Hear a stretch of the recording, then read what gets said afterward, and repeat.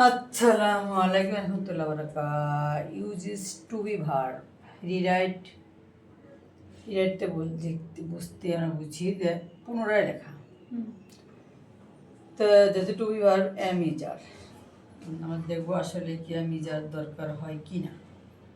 M ইজারের হইল, এটা rules আছে, রুলস ফিনিশে করতে হবে আমাদের। এখানে হচ্ছে দ্য বয় ব্ল্যাকেটে প্লে ফুটবল, ঠিক আছে, বালকটি ফুটবল খেলে। কিন্তু আসলে কি সেন্টেন্সটা হয়েছে রিডার্ট বা ইনকারেক্ট, আমরা কারেক্ট করবো।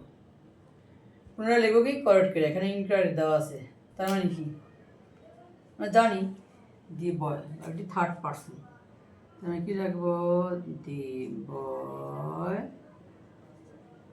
আমাদের কারেক্ট হবে এটা প্লেস, বালকটি ফুটবল, আর ডাবল এল লিখে ডাবল ওতে আছে।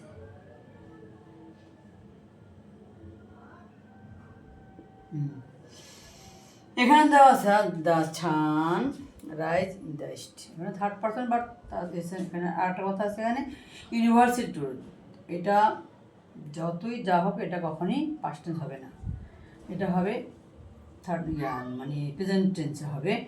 তাহলে এটা প্রেজেন্ট টেন্সও হচ্ছে, আবার থার্ড পার্সনও ধরা যাচ্ছে নাকি দ্য সান, এখানে হবে যেহেতু সে থার্ড পার্সন সিঙ্গুলার, প্রাকৃতিক সানমুন সবগুলো সিঙ্গুলারই থাকে, তাহলে আমরা কি লিখবো the sun rises in the east, সেই সৃষ্টির আদি থেকে সূর্য পূর্ব দিকেই উদয় হচ্ছে, সেটা হচ্ছে ওয়েস্ট, পশ্চিম দিকে। তো আমরা জানি যে সালে থার্ড পার্সন সিঙ্গুলার নাম্বার, এখন আমাদের কি হইলো থার্ড পার্সন সিঙ্গুলার নাম্বারে আমরা এস বাই এস যোগ করলাম। তো এখানে টু ভার্বে এখানে এম ই জার, আমাদের কোনটা লাগলো না, আমাদের লাগলো সেখানে আছে থার্ড পার্সন সিঙ্গুলার নাম্বার হিসাবে এস বা ইয়েস। তো এখানে রাইজ ইয়েস দেওয়া আছে ই, কিন্তু প্লেসে আমাদের যেখানে যেহেতু ওটা টেন্স, তো কনসোনেন্ট। ভালো থাকো। হ্যাঁ, ভাওয়াল কনসোনেন্ট অনুসারেও, ভাওয়াল কনসোনেন্ট অনুসারে ইয়েস যোগ হয়।